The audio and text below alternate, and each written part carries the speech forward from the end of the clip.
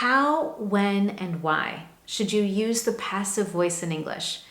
You might recall studying the passive voice in past English classes and in grammar books, but still feel a little unsure of how to use it. And today we're going to solve that frustration.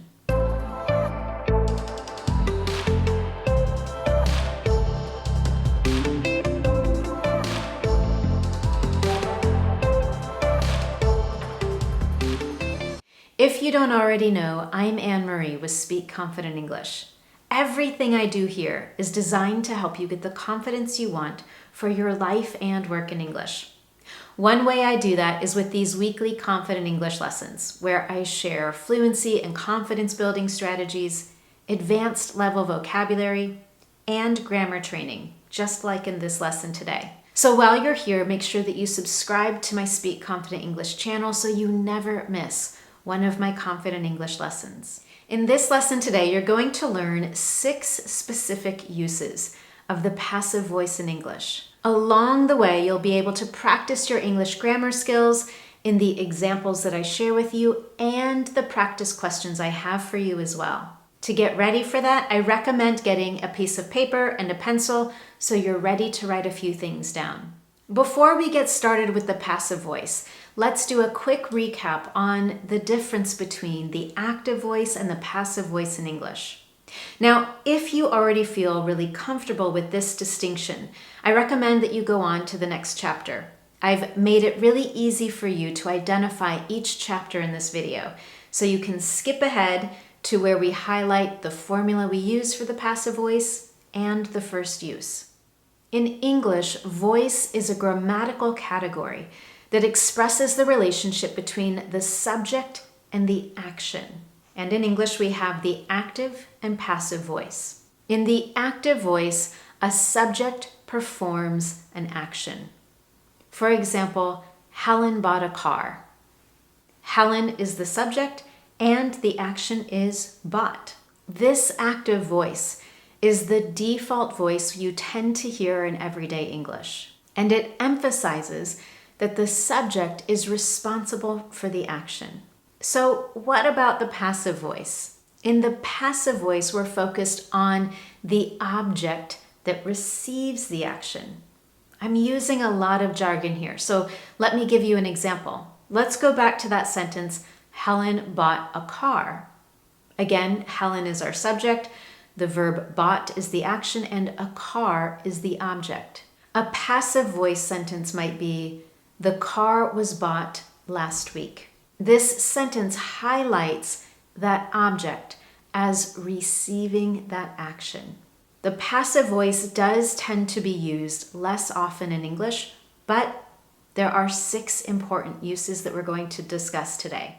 To get ready for that, let's look at the structure you're going to see again and again in the passive voice. You'll note that in all the sentences we're going to practice today, you'll have the object followed by the verb to be and the past participle of the verb.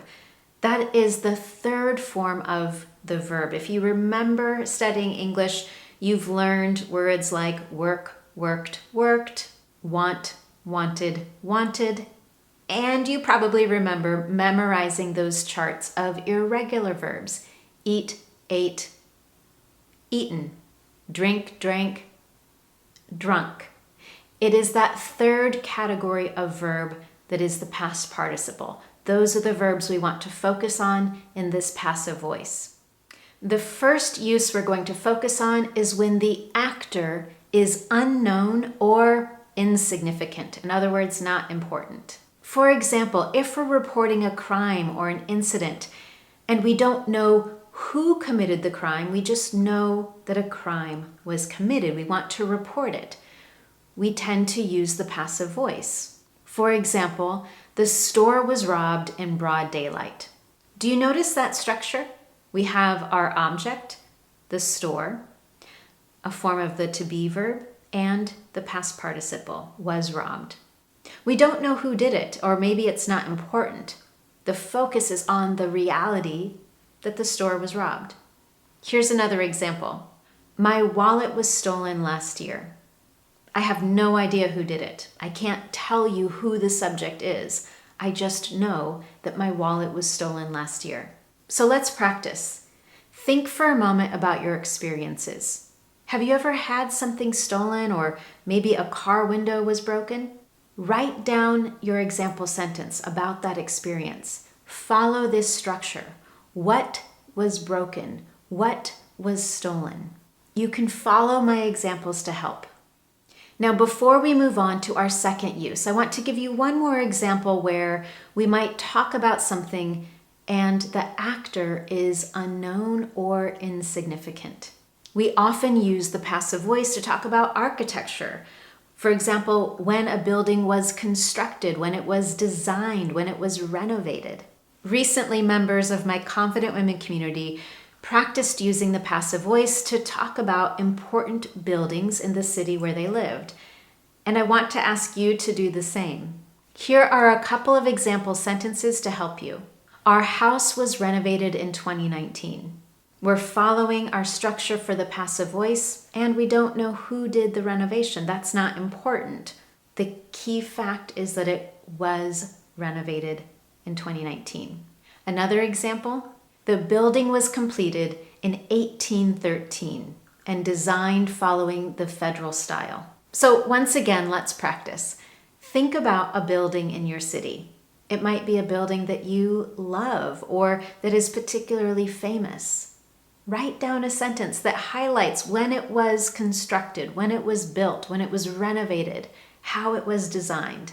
And once you have that, let's move on to the second use of the passive voice in English. When the actor is obvious, and therefore we don't really need to mention the actor. For instance, it's common knowledge that your employer pays your salary. So when talking about your payment cycle, it's not necessary to mention your employer. Instead, you can say, my salary is paid bi-weekly. Now, here's a practice for you. How would you take this active sentence and change it into the passive? The police arrested the robber last night. The answer is the robber was arrested last night. We know that police officers are the ones who arrest someone who robs a store, so we don't really need to state that information. It's not so important. The more important detail is the fact that the robber was arrested.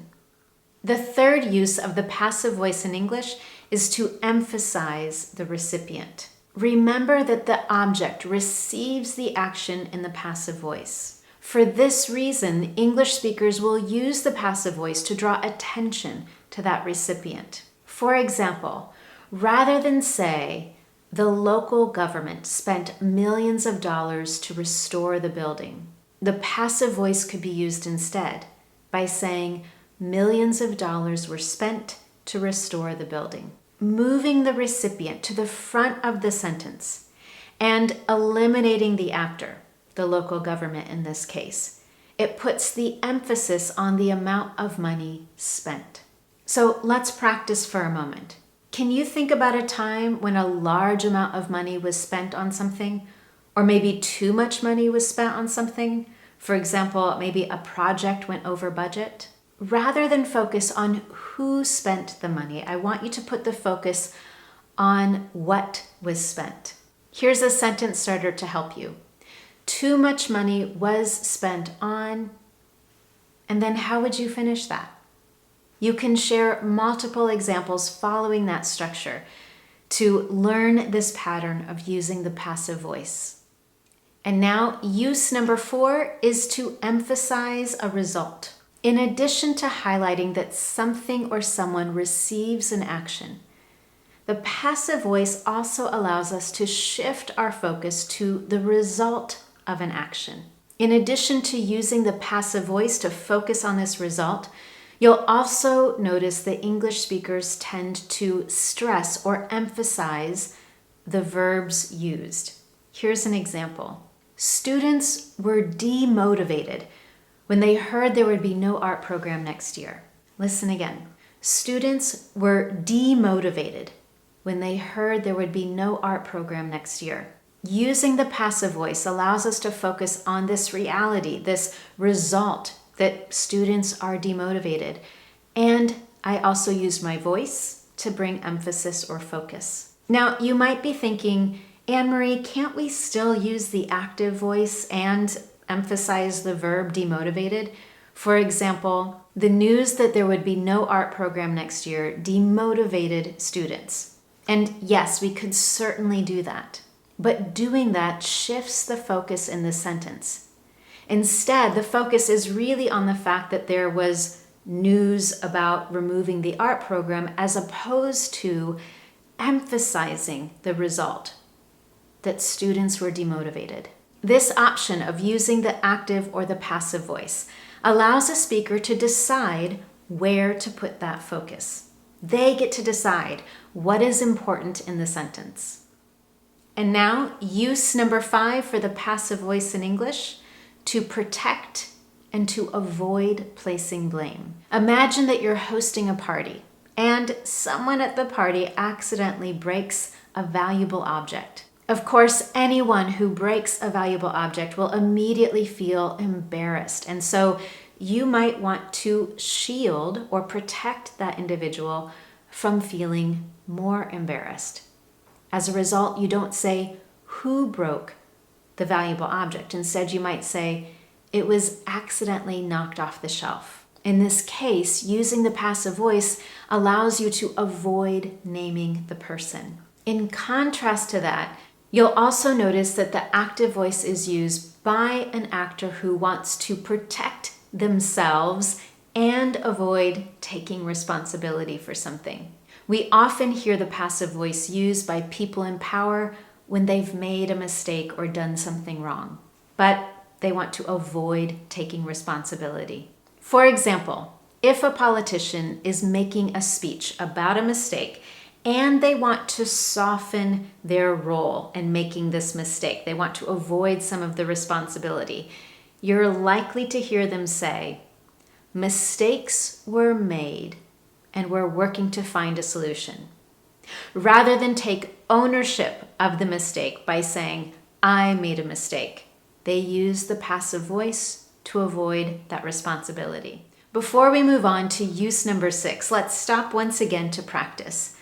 Can you remember a situation at work when a coworker you care about broke something? Maybe the printer, or maybe a team member missed a deadline or didn't complete an important task. In talking about it, you want to avoid naming the person. You want to avoid placing blame. So how would you talk about what happened? Try using the passive voice to do that. After you have your example sentence finished, let's move on to use number 6. We often use the passive voice to describe actions in scientific and academic contexts. This is particularly true in lab reports and research papers. For example, you might see sentences such as, the subject's cognitive state was assessed at the end of each trial, or over 100 responses were collected in the survey. In these examples, we're not so concerned about who completed the research or who collected the responses, but rather what was done. And with that, you have 6 specific uses for the passive voice in English. In this lesson, I asked you multiple times to practice with me, and as a result, you should have several example sentences in the passive voice. Feel free to share those with me.